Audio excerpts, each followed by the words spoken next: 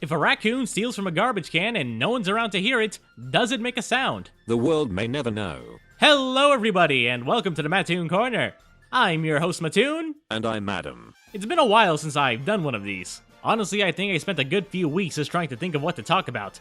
I haven't really been well known for my video game content in the past, aside from a few Puyo Puyo videos I've done. You are going to have to go back to that someday. Oh yeah, but I wasn't going to reboot the Puyo Puyo retrospective a second time. I figured I'd talk about something new, something I have a good chunk of experience with. Something I don't see many YouTubers talk about aside from an occasional mention nowadays. Let's talk about Sly Cooper.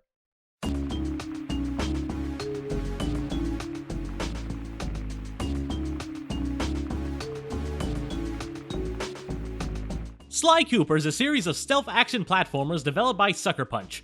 What started as a one-game project soon turned into a saga that ended and was later bastardized, but I'm getting way ahead of myself. Sucker Punch. Probably one of my favorite game developers out there, with their phenomenal work on Sly Cooper just being the tip of the iceberg. Infamous, Ghost of Tsushima, heck even their first game ever, Rocket Robot on Wheels, is still a fun and charming romp. It makes me wonder if there's ever a timeline where Sucker Punch moved on to the GameCube instead of the PlayStation. Fun idea for a future video.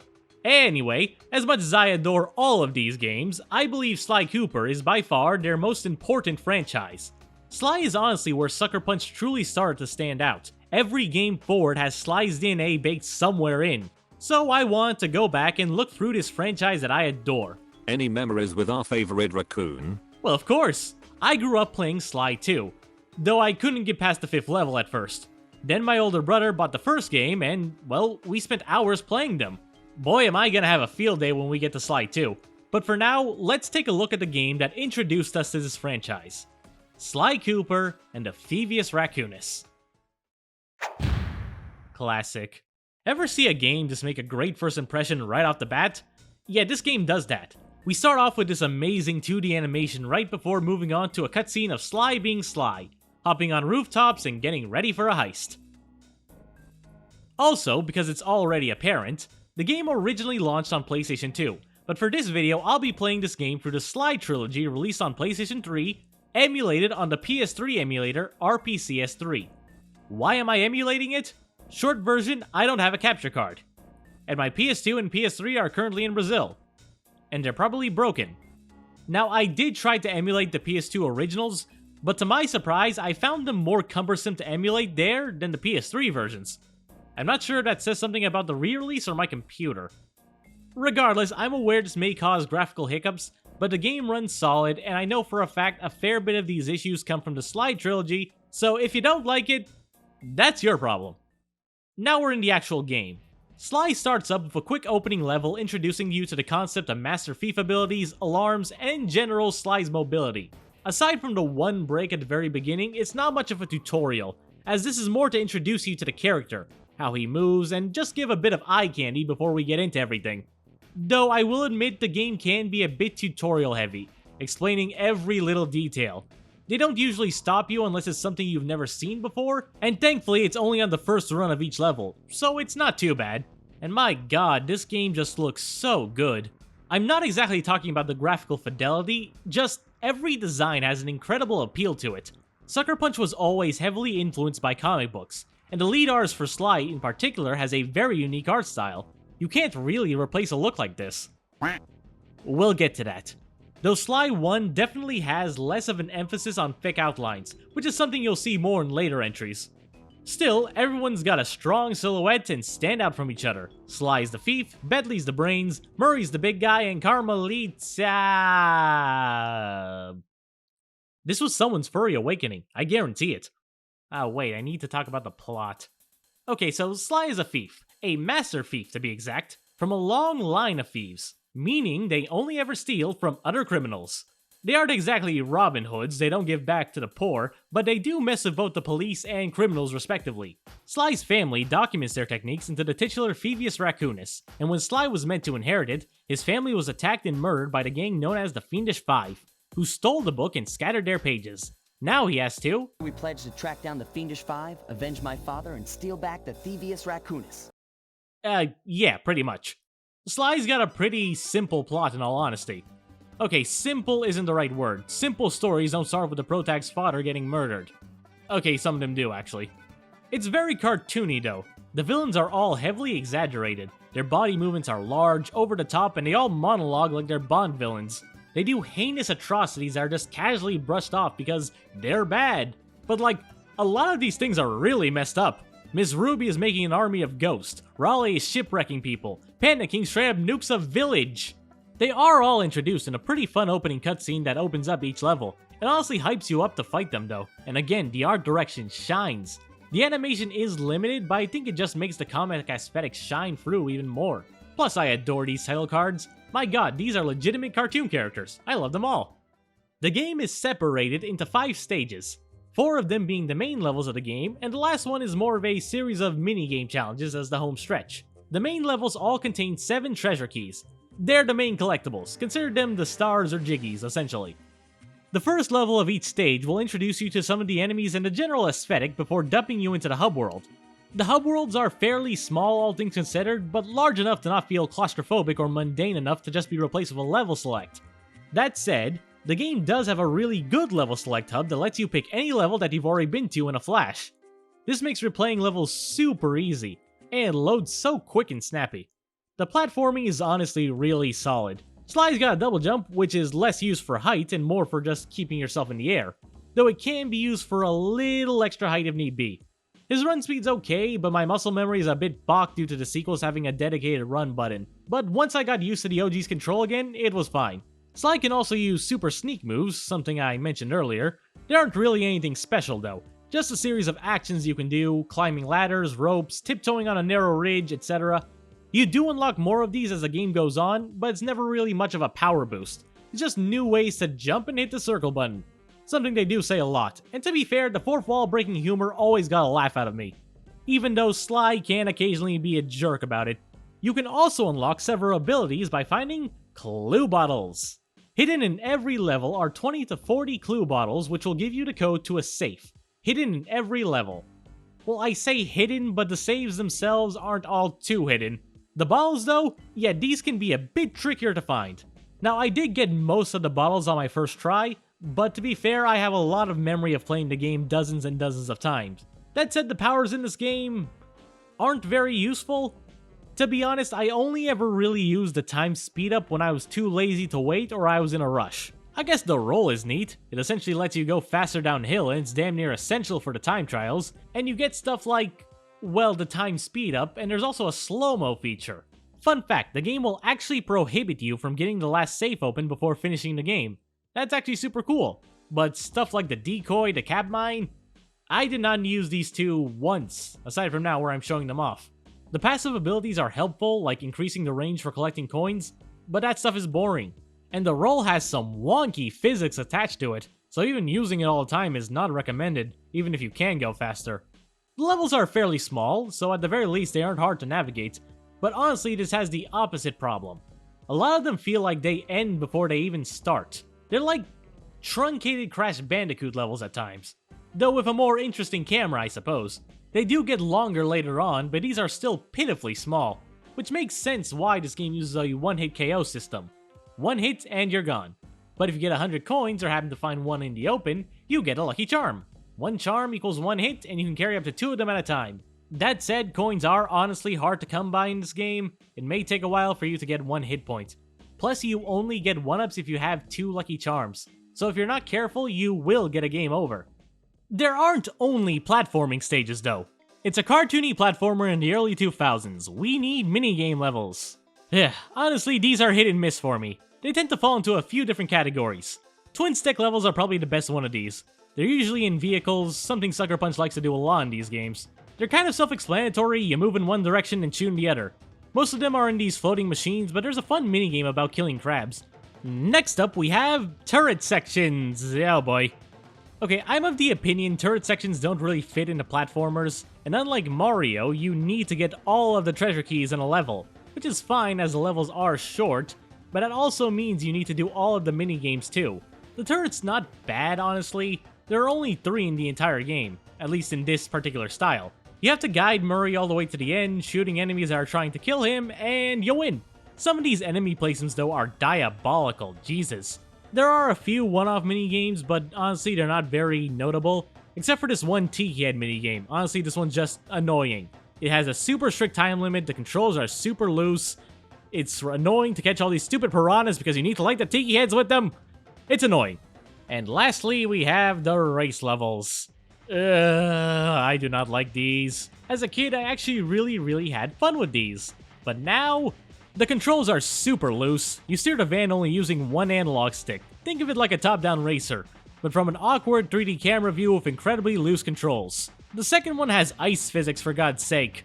You really need to optimize your path here, because if you make one mistake, you are not going to win. Gotta collect the nitro, and the enemies can steal the nitro boost from you. Yeah, the game's got a few issues, I'll admit. Not much stealth for a stealth platformer, eh? Yes and no.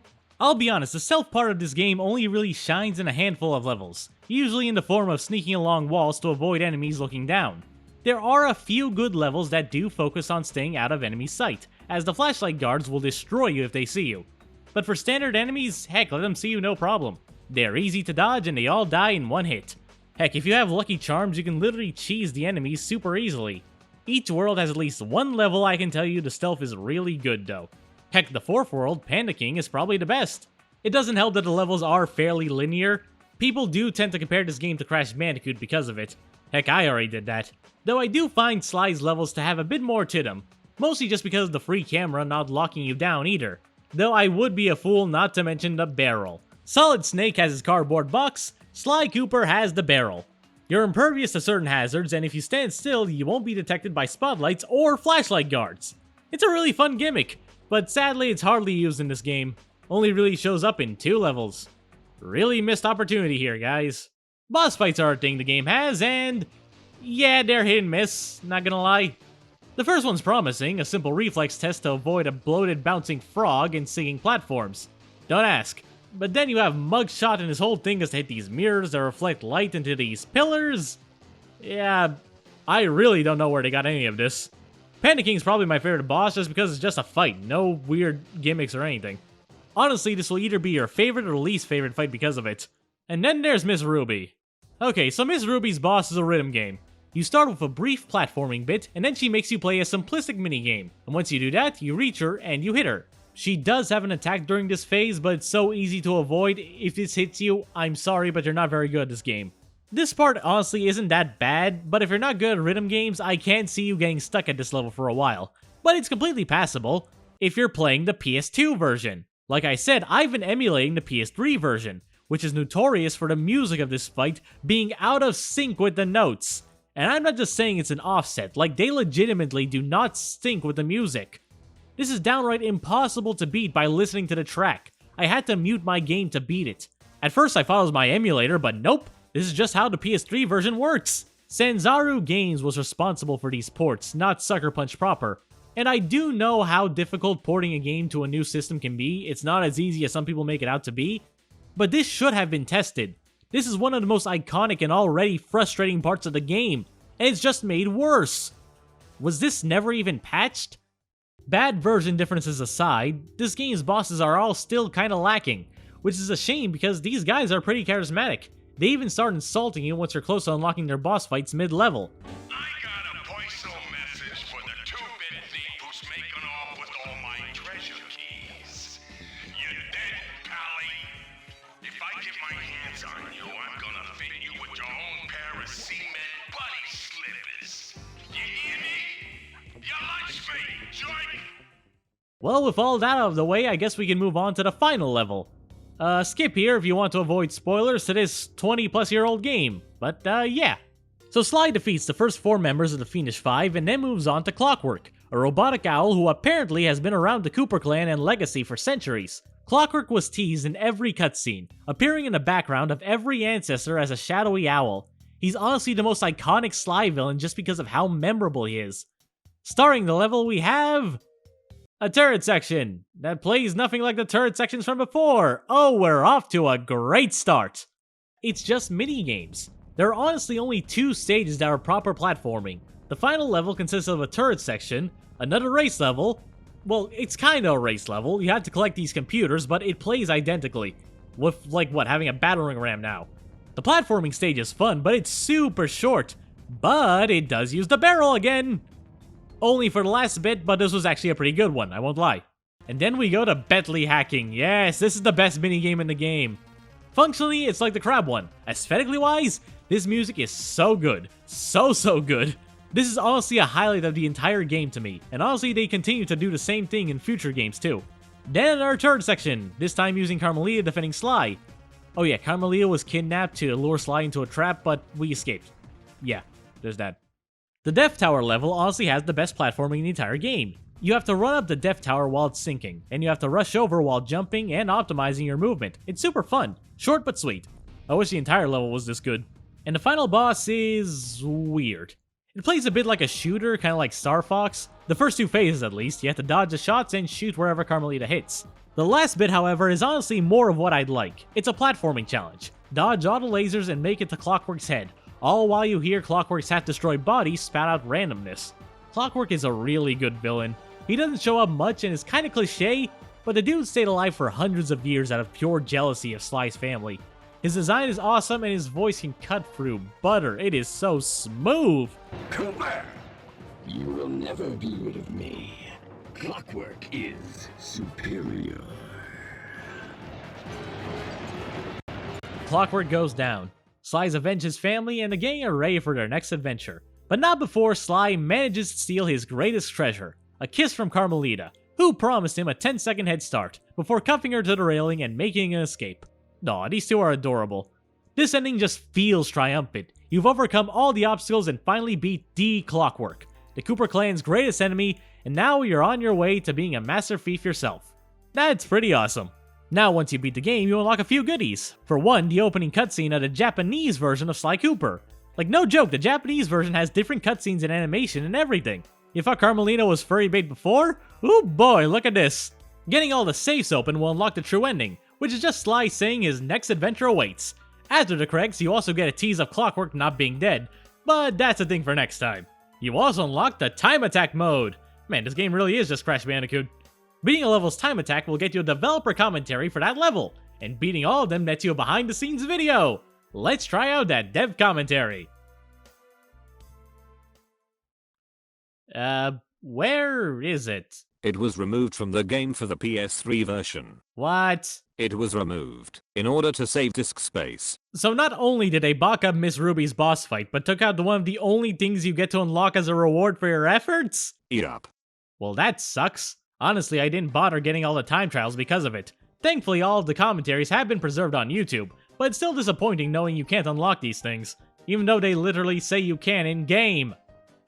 Well, between this and the Miss Ruby boss fight, the PS3 version definitely doesn't have much reason to complete the game. That said, I do think this version is completely serviceable to at least play and experience Sly's first ever adventure. And what an adventure it would be. The Sly Trilogy is also the version currently up on PS Now. Editor's note. This video has been in production for a while and PS Now is no longer a thing. Sly Cooper, as of the making of this video, is no longer available in any official capacity. Now I'm sad. That said, I do recommend you hunt down the original PS2 version for both the dev commentary and for playing that freaking Miss Ruby boss fight in a less frustrating form. The game usually goes for about 15-20 bucks on eBay, plus shipping. These games sold fairly well, even getting re-released under the Greatest Hits title. It's easy to come by and you should definitely give them all a chance.